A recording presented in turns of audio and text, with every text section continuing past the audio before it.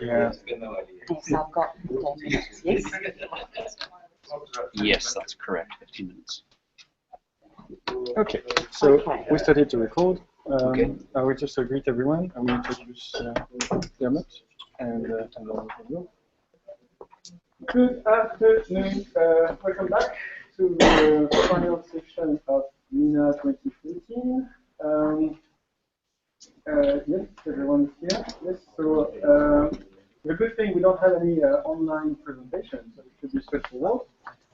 And before we start, I requested someone during lunch, but hospitality has specific rules about providing alcohol on premises, which means that we need to wait for hospitality to leave, and we can have some wine afterwards in the other room over there. So please don't dash at 5 o'clock. We plan to have some wine together in the other studio on the other side, hiding from hospitality. Oh, it's recorded. and it's on YouTube now, live.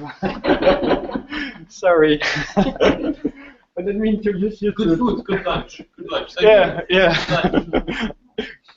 Let me introduce you to Dermot McMill, yes, from University of Auckland. Do you want us to introduce yourself quickly as well? As a, Yeah, I can do that as we get underway. If that's yes, yeah. yes, and Dermot will be chairing the afternoon session with Maggie. And thanks, Laurent.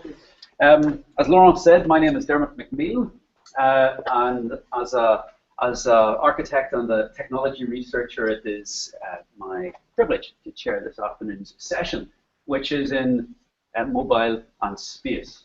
The subject is very close to my heart. We've got two presentations in this session. The first one is a presentation by Dean Keep, Marcia Berry, Patrick Kelly. Marcia will be presenting on their behalf, and the next one is by Maggie Buxton over here. Marcia, we've heard from before today. She is a senior lecturer and digital ethnographer at the School of Media and Communication at RMIT, an artist exploring such interesting topics as memory, place, and displacement in media such as poetry, video, and new media. Fantastic. Marcia, I'll leave you in the hands of the audience. Thank you, Dermot. Unfortunately, Dean could not be here, but he was going to present. His mother's very ill, and my other co-presenter is currently in Vietnam, so we'll be hearing from him in this presentation in the second half. He recorded a video and sent it across last night, so that's from Patrick. Okay, what we're looking at is a project called Lost in Space, Smartphones plus Distracted Walking in Public Spaces. We've got the abstract here, which is in your program as well.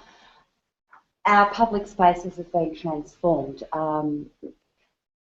We're also constantly in the state of co-presence and having to deal with co-present others the minute we get out and walk in a public street, even if we're not looking at our own smartphone. So what this research project will do, and what we've started to do, is to examine this phenomenon of distracted walking through portable media devices. Dean's decided to give it an acronym, Portable Media Device Distraction. Our context at the moment is simply Melbourne, but Patrick's also documenting Ho Chi Minh City and other places in Vietnam.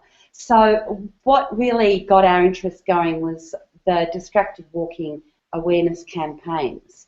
Campaigns such as this one, Do You Want Beethoven to Be the Last Thing You Hear? And indeed, there have been a lot of really quite tragic accidents of people wearing headphones, listening to music, walking under trains. That's happened in Melbourne. So it is clearly an important issue.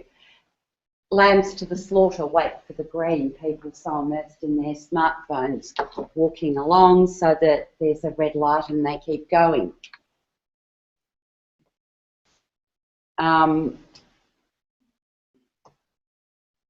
look up, drivers aren't always looking for you, people walking under cars.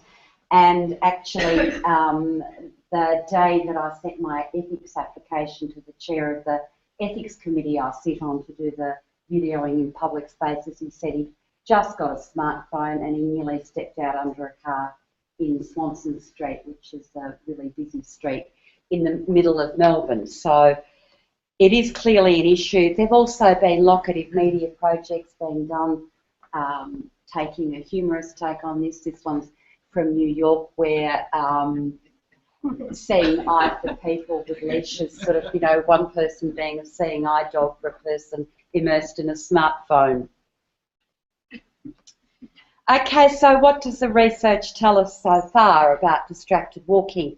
These are some stats from the Pew Research Centre, which shows the proportion of people that say that they've bumped into something while they've been looking at a smartphone screen. So the picture we're getting is that it is pretty dangerous. There have been obstacle courses constructed by people doing experiments. You know, can we walk and look at a screen simultaneously? So advanced safety seminars, again, it's sort of with obstacle courses. Slow and wonky, our walking speed changes while we're looking at screens.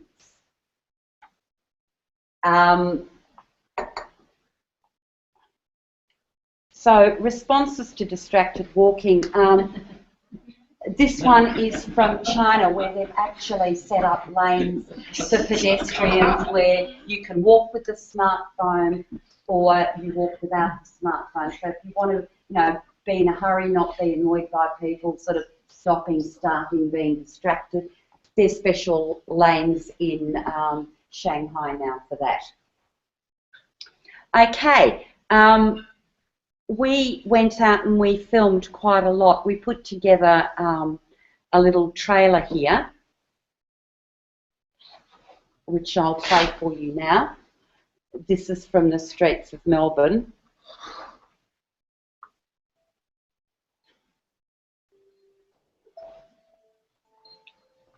What are these people looking at? Are they communicating with others? Or are they purely looking at content? News apps, BuzzFeed lists, Instagram posts. Will they walk directly into inanimate objects? Do they have near misses? Or do they confidently manage to avoid accidents? Are these devices our saviors? Do phones pull us out of the moment we're in? Do they calm us? Should we be proud of how effectively we can multitask? What are we ignoring around us while we're on our mobiles? Posts, gutters, people, traffic, a speeding fire truck, our loved ones. Should we try to push the limits of our own distractedness? Can we make phone calls and walk? Can we text and jog? Can we play games and run? Should we put them back in our pockets and simply walk?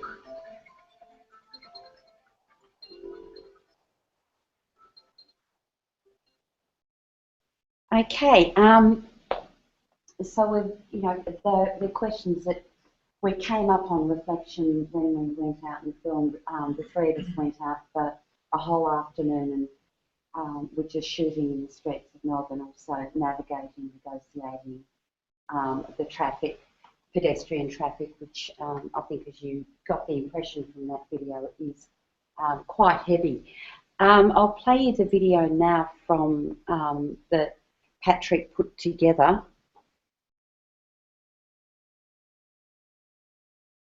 From Ho Chi Minh City, where he's doing some reflections here on sort of autoethnography as well, because very much this research project, the video making, is very much part of the research. it's a tool. It's, you know, we're not only looking at it as an output, we're also using the mobile phones to research a mobile phone phenomenon.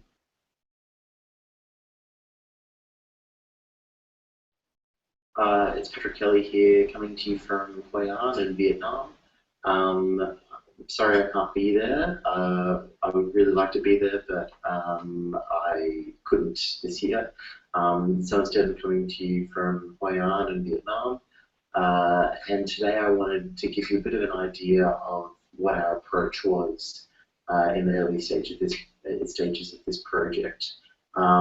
Take a look at a couple of little vignettes of footage that we collected, and then go through our hopes for, you know, how this project can actually develop and the framework that we're developing for that, the future of the project. So in our approach to collecting the video data inherent in this early stage of the project, we attempted a form of ethnography, a technique that Hammersley and Atkinson write involves the ethnographer participating overtly or covertly in people's daily lives for an extended period of time, watching what happens, listening to what is said, asking questions, in fact collecting whatever data are available to throw light on the issues that are the focus of the research. That's in Pink 2001. When the time spent participating in, observing and documenting people's use of mobile devices in public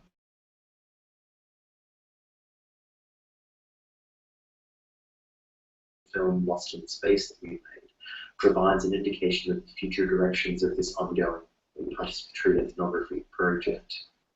The aims of doing the ethnography associated with the use of mobile devices in public places are demonstrated in the short film, which will serve as a prompt for the forthcoming participatory ethnography sort of element of the project. Collecting the initial ethnographic video data saw us walk along several Melbourne CBD streets of varying levels of busyness, attempting to document people in transit utilising their mobile phones. We made no attempts to make our actions of filming covert, but the very nature of utilising mobile phones ourselves, we discovered, meant that we blended in with the crowd, appearing as though we ourselves were in transit while using our mobile devices. This, combined with a preoccupation of our subjects with their own devices, made it easy to go unnoticed in our ethnographic attempts, which we found quite amusing. We also found initially that we would film the same subjects collectively, each individually filming them ourselves. An implication of walking and filming together as a group. There's a moment briefly at 1 minute 25 within the edited film where you can see that demonstrated. After discovering this during a short break to examine our initial progress, we made more efforts to split up and gather additional data from wider geographical areas concurrently. This can be seen as the beginnings of the development of the project as a form of participatory ethnography. We then set about collecting the video data seen in the film. When we set about collecting this data, we did not have a fully developed idea of what we were expecting to discover. We were aware of the pitfalls of texting and walking that have been depicted in the press. So we therefore expected to observe subjects wander into fountains, under train tracks, or off a pier, as noted by Chardon. Instead, what we found was that our subjects, during this admittedly short period of data collection, managed to go unscathed as they utilised their devices. At the 13-second mark in the film, a woman can be seen standing stationary at the edge of a footpath using her mobile phone. Her full process is not portrayed in this edited version, but we observed her utilising her devices. She slowly ambled through the pedestrian crossing at a much slower pace than those around her. She appeared to be typing while she slowly walked, but once she reached the safety of the footpath, literally her first step off the road, she came to a halt and continued her digital process, giving it her full attention, devoid of the hassle of simultaneously walking. Okay, so I think that gives you some insight into how we went about collecting the data. The next steps in the project, what we're planning to do is to turn it into a participatory sort of art project where we plan to set up a Facebook page on distracted walking and invite people to submit videos of their own experiences in city streets, observing people walking with mobile devices. We'll also follow up with interviews and focus groups and those sort of normal social science type techniques. But I think what's important here is the experience of actually being there and sort of walking with the camera, being part of the environment with people, navigating it ourselves and sort of trying to do those two things. What content people look at, I think, Patrick, the column on the right shows, the kinds of content that we commonly are looking at while we're walking around. But I think at this point I'd like to sort of open it to questions and your stories of distracted walking in public places with mobile devices. Perhaps some of you have got stories that you'd like to share.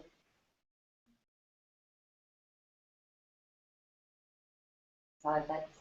Well, Yeah. I have a story. It was happened at work. It happened on a building site that I was on, and somebody was given a rope to hold, and he was texting. He was like, "Oh, thank you," and he continued his texting, and the rope was steadying something on a crane, and it started going up, and he was just texting away, and he held his firm grip, and it didn't lift him off the ground until somebody shouted at him and told him to stop holding. He was just totally, he was totally immersed, and he was more than happy to hold on as it lifted him off the ground, totally disconnected from the context, from a very, what I guess the rest of us would seem like a very obvious, blatant, palpable context of a thing moving up in the air that he just seemed to distance himself from very effectively. It's stunning. Mm. Yeah, I think phenomenologically there's something really interesting going on here with that whole thing of co-presence and they're trying to be in two places at once or more than two sometimes. It happened to me yesterday. I was at the gym, somebody texted me, and it was kind of a conversation because there were quite a few textings coming up back and forwards. And I was walking through the gym, and I nearly knocked my head with something quite hard. Nearly. I just stopped just 3 seconds before I kind of saw it in front of me. But that because I was quite into the conversation, I wasn't aware of anything about my surroundings. Mm. There's also a very nice video in the MENA screening program last year. It was a performance piece where they had one person had the orange tracksuit, and he had like this big screen around him, and he had different people stand up all on the roadway. The people would then text and tweet and command him around the city. Yes,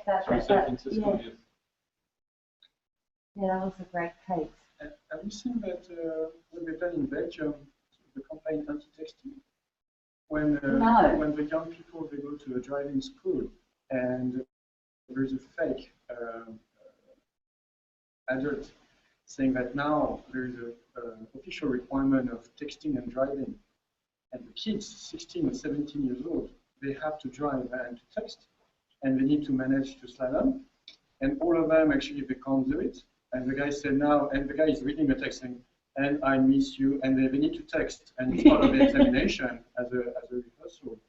And it's very funny, it's in French language, but most of the kids, they stop and they burst in tears and think, I will never get my driving license because I can't text and I can't drive together.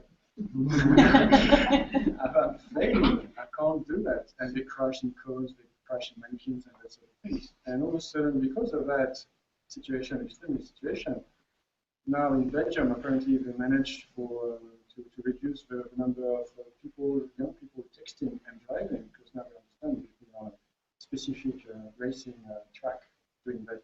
That's a really great idea. Yeah, it's very, I might send you, I will send Yeah. you. That would be great. I can't believe I knew it was going to be aspects of stuff that have some presence in relation to cell phones. It seems to be that what you're looking at is kind of an extension. The idea that someone's there with someone that they're not actually by texting and they're not actually mentally present Yeah, and I You're think, dealing with people that are mobile, which are, perhaps isn't totally new. mm, But maybe it's that they're looking. Because it used to be that people would be texting and they would get used to the automated texting. But it's the looking aspect that's actually quite distinctive, isn't it? yeah, the looking, I think, yeah, it's that looking like, also, you know, we started to sort of think about it and try to understand what's going on here. I used to, as a child, I was sort of a compulsive reader. You know, I'd read all the time. So, you know, I'd walk to school reading a book, and the number of times that I fell down holes or bumped into trees is sort of, you know, you'd think I would have learnt that, you know, walking and reading a book, being totally involved in the book, kind of doesn't work. But, yeah, it's interesting, that phenomenon. And also what we observed too is some people seem to be much better at it than others. Like, you know, if you shadow people, and we did, it's sort of hard to see in the footage, but you see people like the eyes, they're walking along looking, but they're looking around at the same time as well, and they're better with their peripheral vision. And I think it's something that, you know. Actually, I guess related to that too is the use of headphones. And looking certainly seems to be central, because the other thing we see are people who have earbuds in, or many young people who've been walking around the roads, especially in the medium skateboards down the street, with those larger headphones that cover the whole ear. Yeah. And you know they can't hear. No. And there's also that social cue that if you're walking down the street and someone's walking towards you, if they've got one earphone out, sometimes they'll pick one out. That's a cue to say, I'll acknowledge you if you say hello to me, I can say hello back. But if they keep both earphones in, there's an acknowledgement that they're not really there. So you don't say hello when they pass you by. Yeah, that's an interesting point. So are I you think, looking Mark. at the looking aspect and Yep. screen, or are you incorporating also those people that might be listening to their MP3 files? We're looking, you know, at that whole thing, you know, the multi-sensory, you know, looking, listening. Describe Yeah, you know, whether they're there or not, sort of phenomenologically, because, you know, the body's there, but, you know, what's going on with the awareness. And I think there's so many nuances here to unpack. Yeah. Oh, I was just like taking this to an extreme degree. I was thinking about the level of self-referentiality that is conducted through this device. Means that you could raise yourself. It's quite interesting. I mean, I'm not saying that you should be doing that, but I'm just thinking in terms of like taking it all the way through. Yeah. So, it was just a little concept. That was a little fantasy that was floating around. And then there's the neither here nor there aspect of autocorrect, not being corrected. So people texting, gossiping with something else, and autocorrect changes their meaning. And they don't, they just keep going. So they're not even there. Yes. Yeah. Nowhere.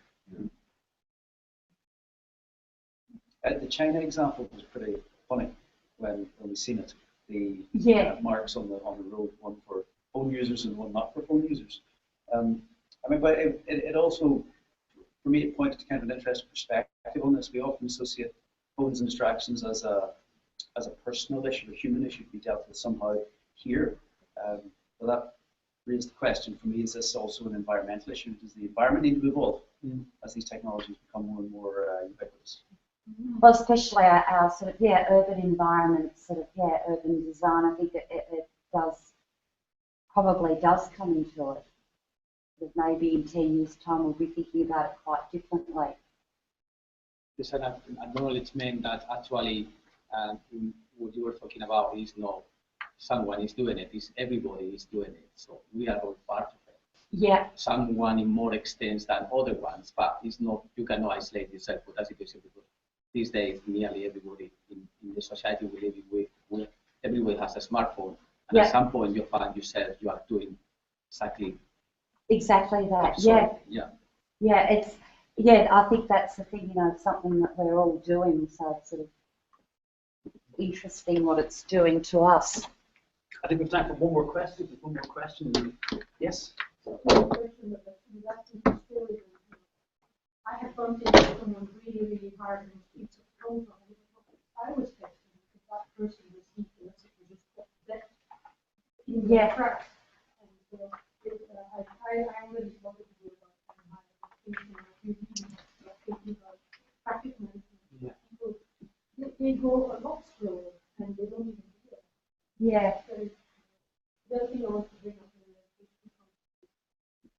I had lots of discussions with students about multitasking, and they all claim that they're really doing multitasking. The car example, those are the common. Like, what do you do about that? Tell me, I know, sorry, I want to be the faster now. It's getting more and more difficult to get attention. No, that's great. That's great. A great point. Okay, Martha, thank you very, very much for a really provocative presentation. Now I'll pass over to Maggie. Thank you. Is the technology? Do we have? Yes, we need to switch the thing here. So, HDMI. Ta-da! Voilà.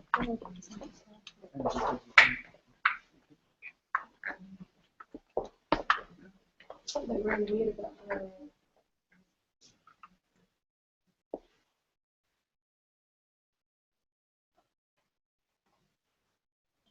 Does it need to be done there normally?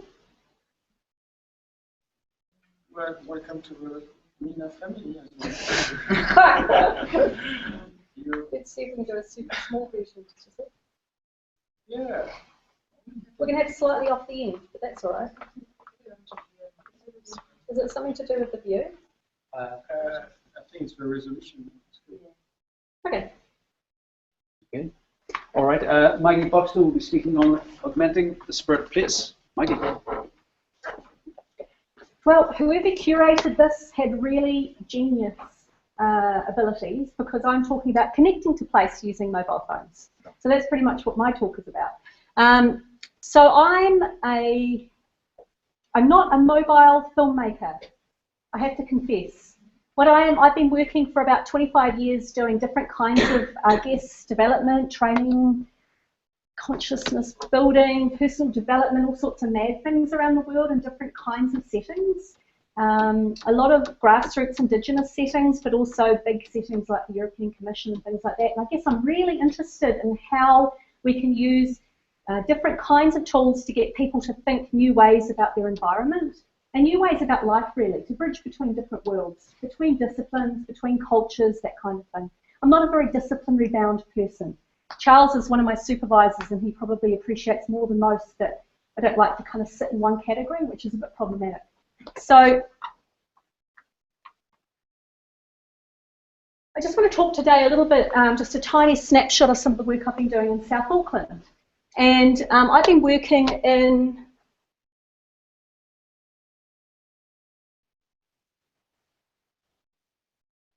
three different, I guess what you could say, spiritually significant sites.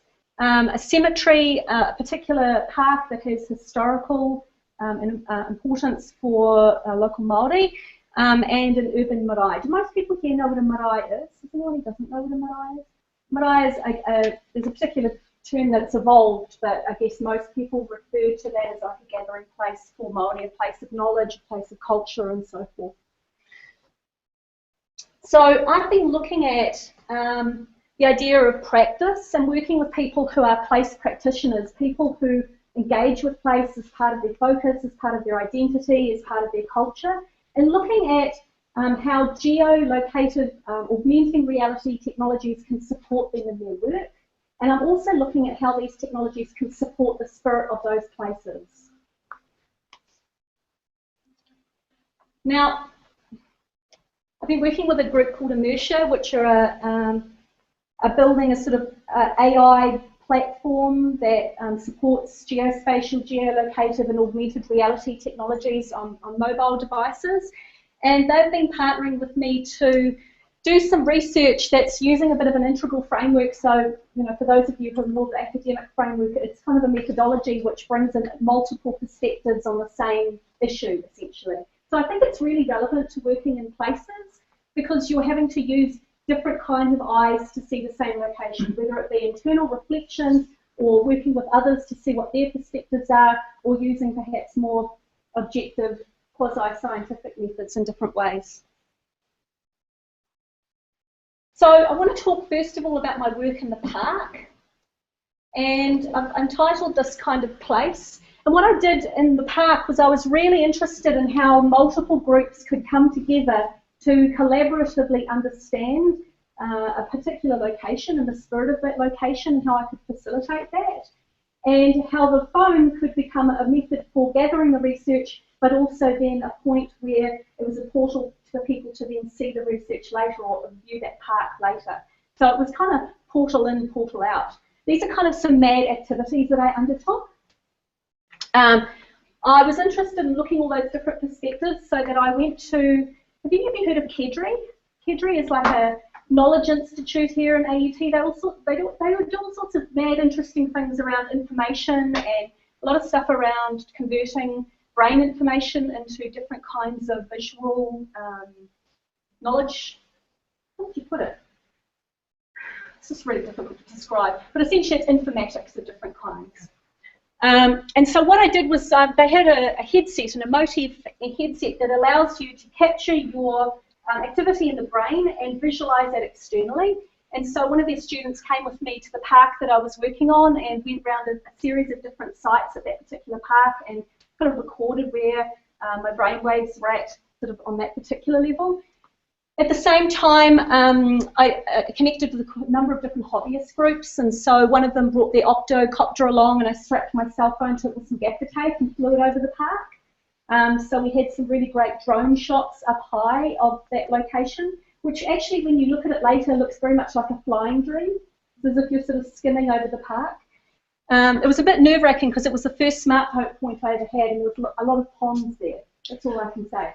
I also did some hacking. I did some stuff with the Dowsing Radiomics Institute around dowsing the site.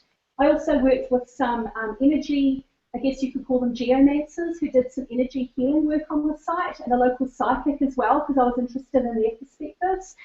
And I also worked with the chemistry area of AUT and did some soil sampling, so I could see the narrative in the soil.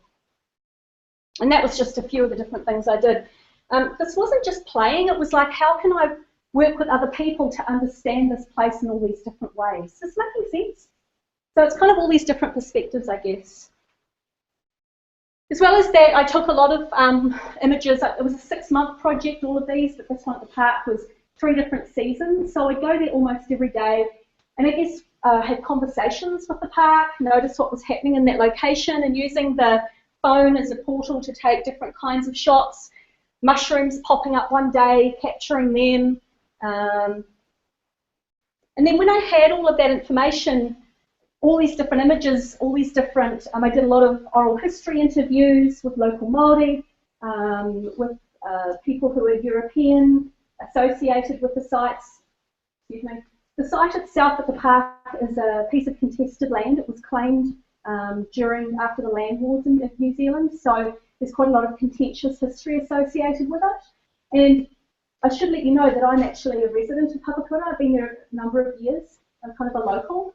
And then I worked quite strongly and closely with Mana Whenua in the area. So they were my spiritual mentors in terms of that work. And so it allowed me also to have another perspective on the site through their eyes. So I had all of this information. What was I to do with it? So essentially, I VJ'd the material on site. So I put it together in lots of different chunks, and I guess most of you know what VJing is. It's like kind of visual mixing, so a live visual mixing process.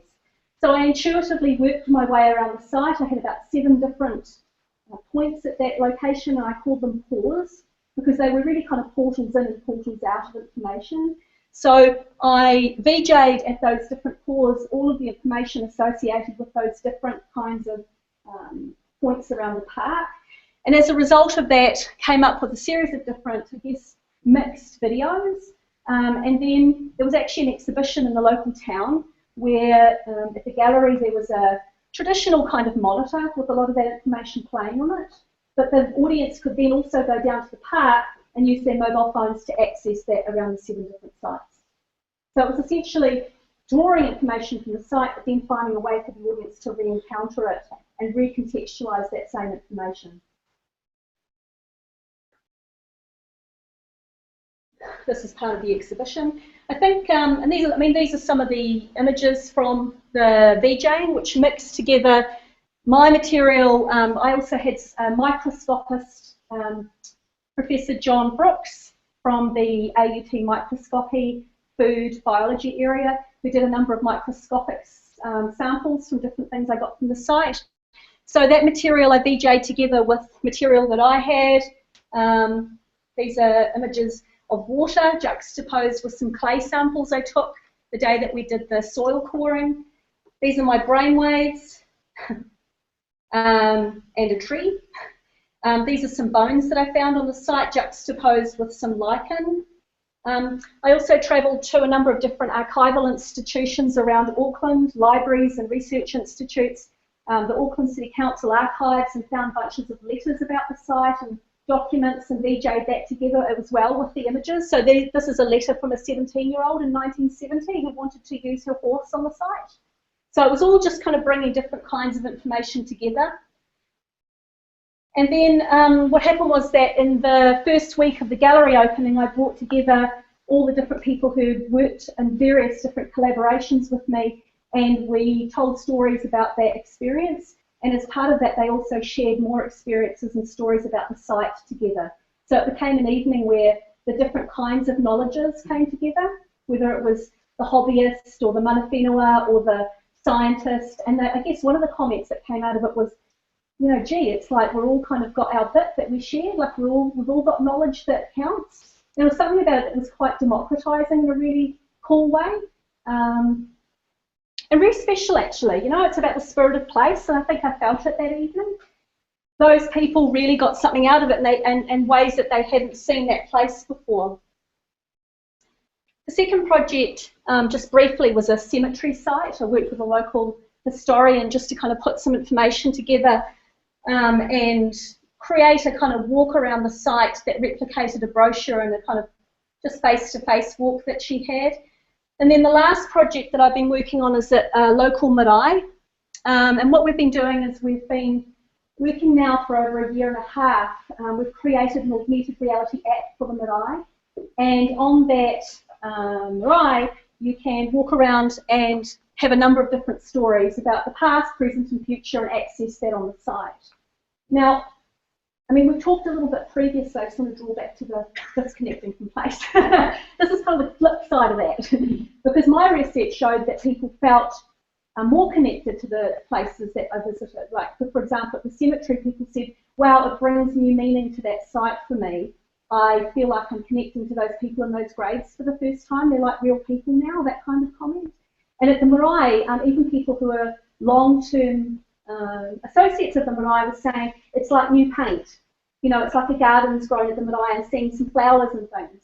And another person commented, like, that connects me to the IP of the marae and helps people understand our marae better. So there was a lot of connective discussion around that process. In terms of the marae project, I'll talk about that a little bit later in terms of next steps, because that's actually an ongoing project that some of you might like to be involved in. But, I mean, I guess when I look at the research, what I see is that the times that people disconnected using the phone was when the technology didn't work. When it glitched, when the phone, they couldn't figure out how to use the phone properly. But most of the participants felt like they had a perspective shift or some kind of experienced some kind of connection to that site when the technology was seamless and they were walking around and they would get to, let's say, a grave and suddenly they'd hear the story about these founders of the city, for example. Or when they walked around the marae and one of their kaumatua was suddenly talking about a story and they're like, wow, you know, I haven't heard that before, and it's so great we've got that story captured now, and it's actually in the land, isn't that funny, you know, that kind of thing.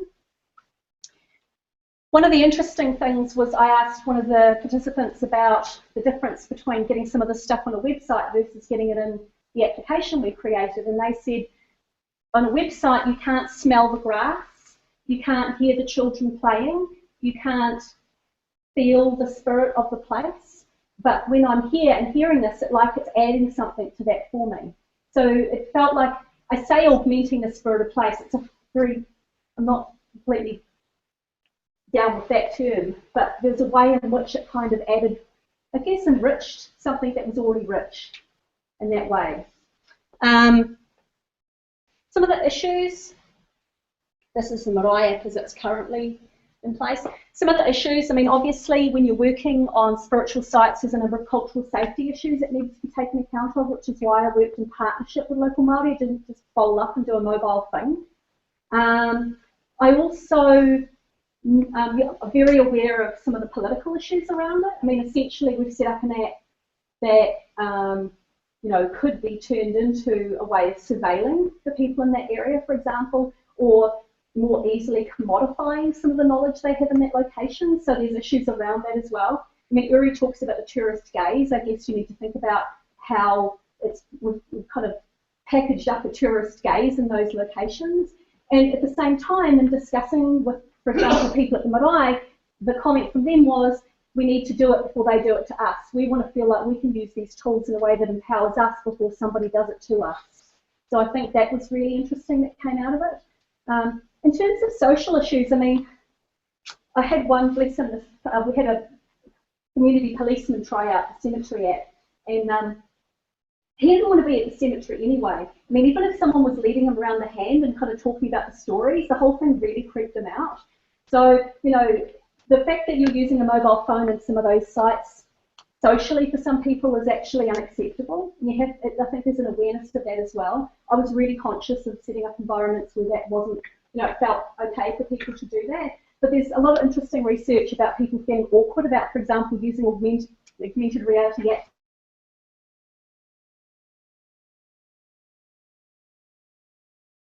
I mean, you know, the second that material is available, obviously there's an opportunity to copy, but in my case I was mixing and merging lots of different kinds of material together. So then there's issues around copyright and who owns it and all that kind of thing. So it kind of raises lots of really interesting issues, but for me at the same time there were lots of opportunities that seemed to come out of it. And in terms of that, next steps, what's happening at the moment is that we're just today putting in funding applications to take the Marae project to a kind of a much higher level. We're going to be curating all the information at the Marae and creating some ebooks and much more comprehensive version of the app. And then the step after that is to fully augment the interior of the meeting house there. So all the carvings, pictures, etc. will be coming to life. That came from the Marae community itself through focus groups. It wasn't like, wow, that'd be cool. So that is quite a significant project, but that's happening probably next year, pretty much will run through next year. And there's also another project happening, a creative project that I'm doing in the Papakura area, using augmented reality and geolocated stuff in another way, again, kind of like the Place project in kind of a creative way. But, I mean, I think the essence of it is that, yes, we can view material on our phone and we can wander around in a disembodied way and kind of be half here, half somewhere else. But I think the technology also has the power for us to connect through to the land where we're standing on. And for me, it's about the context in which that material is created, the context in which the person's engaging in that activity, the kaupapa or philosophy behind the work. There's lots of factors around that. And it's important to see that, you know, this kind of technology doesn't just disconnect, but it can connect as well. I mean, that's kind of the essence of my talk. Any questions?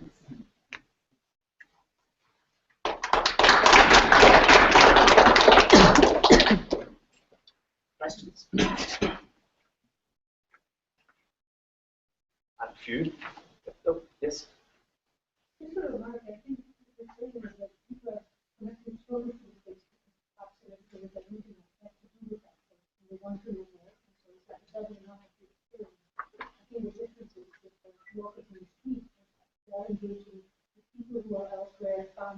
Yeah. You know, mother-in-law, whatever it is, taking them out. Yeah, and I saw that clearly. I think there's something about the context of the material and the relationship between the material that's being viewed and the space and place that they're actually seeing that material is really critical. And I think that's actually really an interesting area in of itself, you know, about the relationship between context and not. I'm really interested in the augmented reality and the carvings are live. They are live. That group. I was wondering if when you come into that Marae and the way that you set up the architecture there, whether you'll be thinking about the portrait process. Yeah, so as part of creating the app, it was very, very important to me to make sure that the tikanga of the marae and the location was built into the process of enacting the app. So, for example, there's a karakia and a mahi on the app, so you can't actually get to the material without hearing a prayer first. Secondly, there's a layer of password. And thirdly, you can't view the material unless you're on that site. So if you're a manuhiri, someone who's a guest for the marae, you would be going through a pōwhiri process in order to actually enact that information anyway. So that is built into the structure of the material we're working with. And actually, that came out of the research I was working with. It's like it's really important we have a prayer on this material because actually there's cultural safety issues involved. And I don't know, you know, that's quite innovative, I think, to have that ability. And you know, it's a long prayer by the end of it. You're really sure that you need to hear that material. You feel like you're inducted in a way into it. But at the present time, that app is only available to a small number of people already associated with the marae. When it goes to another stage, which will happen very soon, then there'll be another layer of protocol involved in that. Yeah. I mean, for those of you not in New Zealand, I mean, it's really important in any context you're working with Indigenous people. If you're building digital content, the structure of the architecture of the content needs to match clearly. It can't be just some app that some random person picks up and starts hearing oral history. I mean, that's actually completely inappropriate, in my view. Yeah. Historically, we sort of associate technology, or at least modernity, with not favouring cultural value, raising it and putting it at risk. I mean, this seems to be an interesting example of the opposite. And I'm just wondering, I mean, are you finding historical narratives where technology is doing this type of thing? No, but I think I purposely, I mean, I haven't gone into a whole other section of my PhD and I won't, but I'm purposely playing with the boundary between sacred and profane and how that's changing and how we need to renegotiate that in a way that works for people, because profane literally means everyday world. Sacred means set aside from everyday world. So if the everyday world involves code, signal, and some kind of mobile content in every media and every aspect where we live, then demarcating certain spaces out as this is purely sacred and this isn't, and saying technology isn't part of that is problematic for me. So I think there's something about playing in that line between where technology enables and where it hasn't, and how we philosophically see technology and how it plays in the spaces that we live. Because I think we have until recently played in a boundary space between, you know, this and that's no longer as relevant, I think. If that makes sense. I'm really conscious I don't want to use the word materiality or anything like that. But yeah, I think that's you know, technology historically doesn't necessarily play in these spaces, or at least it plays in a different way if you're a shaman, because they use technology, just different kinds. Any other questions? All right, Maggie, thanks. Thank you very much. That was really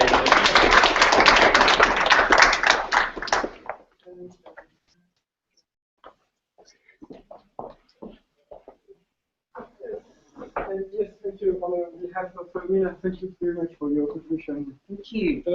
Thank you. Oh, thank you. Oh, that's lovely. Thanks. Yeah, thank you. Next section now. Oh, sorry. Stop broadcasting. Bye.